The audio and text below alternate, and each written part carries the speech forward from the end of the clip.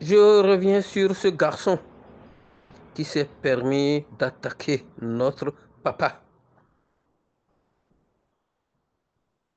le président de l'ex-président de la Cour suprême, le papa Ousmane Batko. C'est des gens, comme je l'ai dit, autour du président Mathieu Kérékou. Il était entouré des gens malhonnêtes. Mais sachant que rien ne pouvait lui arriver, il a dit laissez-les manger. Ils peuvent utiliser mon nom pour manger. La preuve, il y a des gens qui ne sont même pas de son ethnie, qui ont eu des passeports, qui ont eu des cartes d'identité portant le nom Kérékou. Seconde chose, jusqu'à aujourd'hui, j'ai regardé le documentaire que YouTube, la vidéo que YouTube a publiée tout dernièrement. Ils ont oublié ses vrais fils pour citer des gens qui ne sont pas ses fils. Il n'est pas géniteur de ces enfants-là. Pourtant, les noms figurent parmi ces enfants comme étant ses géniteurs, comme étant leur papa. Tout ça, puisque de son vivant, il a autorisé ça. Après sa mort, ça a continué ainsi. Des gens comme Guadamassi et d'autres dont je vais taire les noms. Certains ont été ministres au temps de Yahi. Certains ont été députés ou maires même de certaines communes. C'est des gens, à cause de la naïveté de la sécurité autour de ce grand frère. Dès qu'il y a une sortie officielle, ces gens-là couraient parce qu'on leur dit il y a sortie officielle, ils viennent dans la maison. Ils rentrent dans les véhicules d'escorte alors qu'ils ne sont pas militaires. Et à la descente, puisqu'ils ont comploté avec certains caméramans, certains journalistes de notre pays. Ceux-là vont prendre les images au moment où ils sont en train de se rapprocher du chef de l'État. Et ces individus mal intentionnés utilisent ces images pour s'enrichir auprès des expatriés, des Libanais, des Syriens, des Chinois, pour dire qu'ils sont les porte-paroles du chef de l'État. Ils se sont enrichis dans ce domaine-là. Au vu et au su des responsables de la sécurité de ce président. Pourquoi ainsi? Parce que le responsable même de la sécurité présidentielle de la présidence de la République en son temps, le colonel Bab, que communément les gens appellent Bab, c'est-à-dire Babalao, qui était tout le temps dans l'alcool, a favorisé le passage de son frère de même ethnie que lui, parce qu'il parle la même langue. Et j'en ai pour preuve, le jour où ce colonel devait être arrêté pour les malversations sur la ferme militaire de Chika, c'est chez ce délinquant politique-là qu'il a dormi. Et le lendemain, il a été écroué à la prison civile de Parakou. Mais étant donné que nous étions au pouvoir, toutes les magouilles ont été faites pour qu'il soit libéré.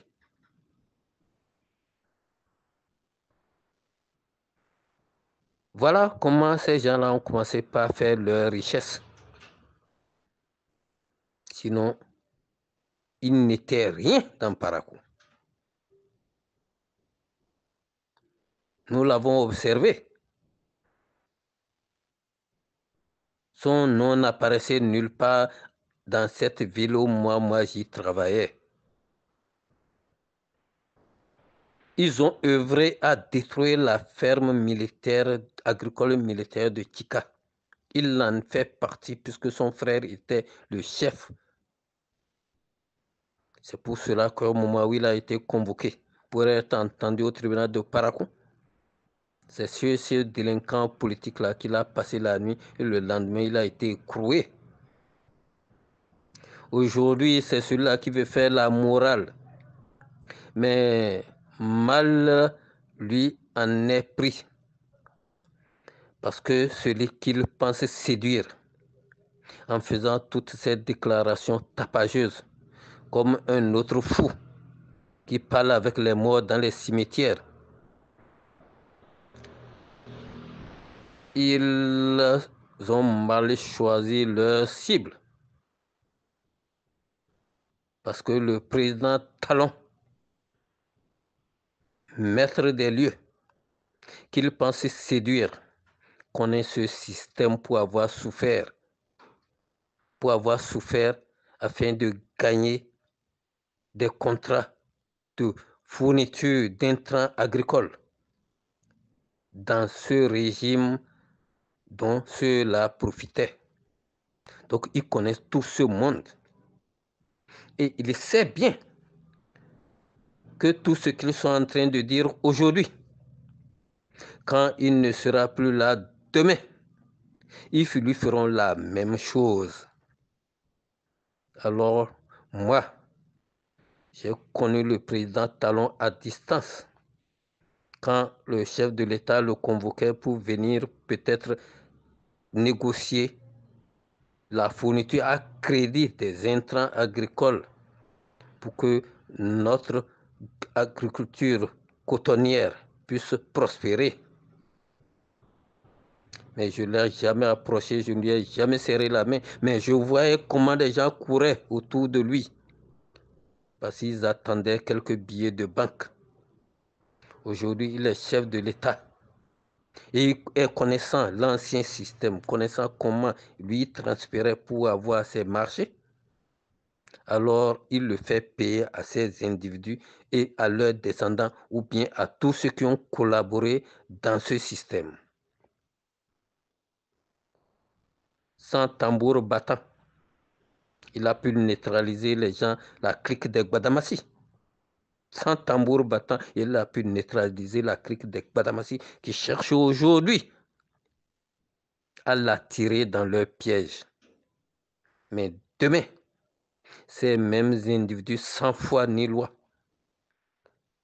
vont le salir tel qu'ils ont sali l'ex-président Yahibouni. Puisque Yahibouni est de son ethnie. Mais pourtant, nous avons entendu tout ce qu'il a raconté sur ce président-là après. Tout juste parce qu'il veut manger. Il est à l'apogée de sa réussite politique. Et les Africains n'ont jamais compris une chose. Il n'y a pas une seule bête que vous allez égorger sans qu'elle ne donne ses derniers soubresauts. C'est ce qui arrive à ce garçon-là. C'est les derniers soubresauts de sa réussite politique qu'il est en train de faire jusqu'à aller attaquer son papa.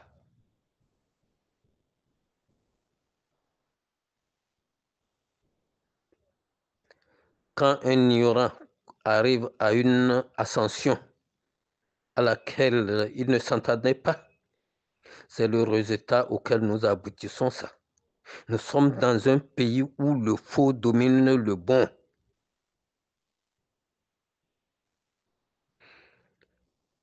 Pendant toute leur gestion, j'ai perdu un de mes collègues avec lesquels j'ai eu le bac, le magistrat Dosuyovo Clément, qui est mort à Kandi. Aucune enquête n'a pu déterminer les causes et les aboutissants de son décès. Un garçon intègre que j'ai connu, il était le seul au moment où nous avons eu le bac qui a accepté dignement aller servir à Yarikou, où je lui rendais visite. Après lui, le juge Kovi, si je ne me trompe pas concernant son nom, a été tué à Parakou. Alors qu'on avait retrouvé un véhicule ayant servi à braquer les Libanais de et comment vous appelez la zone là? Gogwanou. Où ils ont pris, on a tué un homme pour lui prendre des milliards ou bien des millions. Ce véhicule a été retrouvé sur ce juge qui était un ami de Gbadamassi. Mais étant donné que notre justice, nos juges, n'ont pas la qualité de défendre leur corporation au prix de leur vie, l'argent a circulé, l'enquête n'a jamais abouti. Malgré que cet individu a été enfermé à la prison civile de Natitingou, il a fini par recouvrer sa liberté. C'est ça qui lui permet d'avoir aujourd'hui la langue pour parler. Des gens qui devaient être condamnés à perpétuité se retrouvent députés. Quel type de casier judiciaire on a pu lui délivrer? Nous sommes dans un pays de merde. Mes frères, mes enfants, mes papas. Si d'abord, je n'ai plus un seul papa qui est vivant, mais j'ai des aînés qui me dépassent en âge.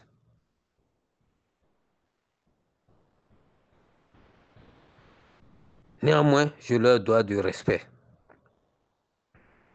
Je leur dois du respect en ce sens que notre culture nous oblige à attribuer à celui qui vous dépasse le droit d'aînesse. Le pauvre Gbadamassi ne connaît pas ça parce qu'il veut manger. Aujourd'hui, il bat des pieds, des ailes pour séduire le président, son Excellence Patrice Talon. Mais il s'est mal pris parce que celui-là connaît ce système. Il ne va jamais, jamais, jamais le récupérer pour lui faire des faveurs parce que demain, c'est les mêmes propos qu'il va tenir le concernant.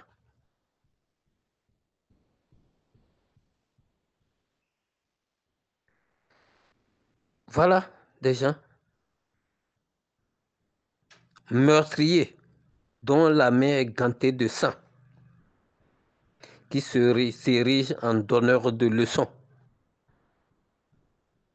Parce qu'aujourd'hui, une presse, une mauvaise presse, lui prête flanc. Une mauvaise sécurité, une mauvaise police, une mauvaise gendarmerie n'a pas pu prouver que c'est un meurtrier.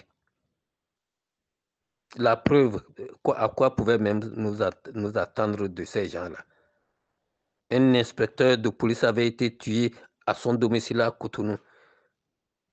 On n'a jamais pu arrêter ces assassins. Ce qui ne se serait jamais passé en Europe, des policiers, des commissaires auraient vengé leurs frères en faisant arrêter ceux qui ont commis ce meurtre. Nous avons travaillé tout le temps, nous n'avons jamais eu les résultats de cette enquête. Nous n'avons jamais appris que les assassins de l'inspecteur Koundé ont été arrêtés. Alors, qu'est-ce que vous attendez de ces gens-là qui courent autour à cause de la mendicité? Ils ont perdu leur dignité. Ils ont perdu la foi de la corporation. Lorsque vous portez une tenue, il faut être digne de défendre cette corporation bec et ongles. Ce n'est pas le cas de notre pays, puisque vous connaissez notre histoire. Nous faisons partie des pays traîtres de l'Afrique. Et ce n'est pas aujourd'hui que ça va changer. Si Béhanzin s'est retrouvé dans la main du colonisateur, ce sont ses propres frères qui l'ont trahi, ses propres frères béninois qui l'ont trahi.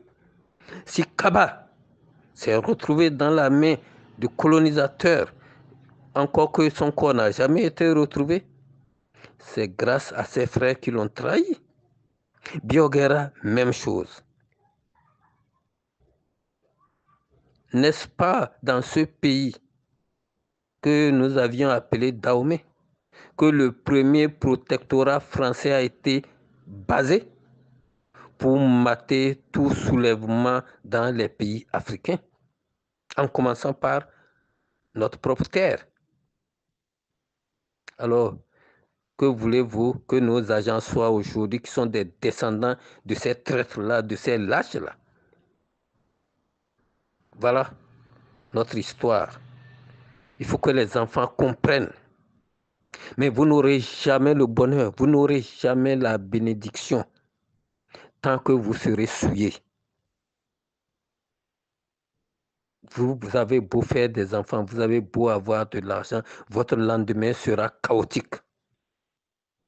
Vous ferez pitié à voir avant d'aller dans l'au-delà. Il n'y a pas de sanction quelque part ailleurs. La sanction, vous la subirez ici. J'ai connu des officiers qui nous ont détruits pour que nous, on ne devienne pas officiers. Mais leur mort faisait pitié. Certains sont morts en chiant là où ils sont couchés parce qu'ils ne pouvaient même plus marcher. Pourtant, c'était des colonels puissants qui se permettaient de dire, à part les enfants de troupes, moi, je ne ferai pas la promotion d'un homme sorti des rangs. Pourtant, nous avions nous avions des diplômes avant ces enfants de troupes-là. Voilà ce que notre pays est. Il faut que la jeunesse comprenne. Ne prenez pas de l'argent sale. Soyez digne de vous-même et vous pouvez parler n'importe où, quel que soit ce que la situation va se présenter. Mais si vous mangez de l'argent sale, tout ce que vous mangerez qui sera sale va vous infecter. Spirituellement et scientifiquement. À la longue, vous allez le payer. Vos enfants vont le payer après votre départ. Et on va chercher un oncle, une tante. Quelle est à l'origine de tout ce qui vous arrive alors que c'est faux? Vous l'avez cherché depuis et vous allez le payer après. Vos descendants vont le payer après. C'est ce que moi j'ai à vous dire ce soir par rapport à ces individus sans foi ni loi, sans dignité, sans morale, qui se permettent d'attaquer leurs aînés, qui se permettent d'attaquer leur papa. Parce que ce garçon, ce n'est pas la grosseur qui donne l'âge, ou bien la grosseur des joues qui détermine l'âge d'une personne, mais c'est ce qui est dans sa tête, sa façon de se comporter face à ceux qui sont devant lui. C'est ça qui permet de le situer, c'est ça qui permet de le responsabiliser. Mais ce naviguant en eau trouble, s'il a des enfants, il faut que ces enfants se réunissent pour lui parler. Tout ce qu'il a dit concernant le président de la Cour suprême, ça va le rattraper demain. Et ça va rattraper ceux qui sont sa progéniture.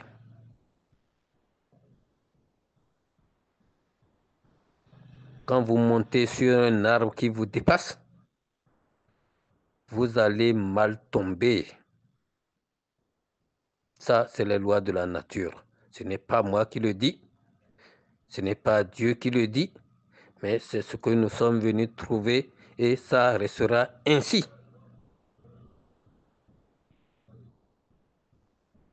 Je vous remercie.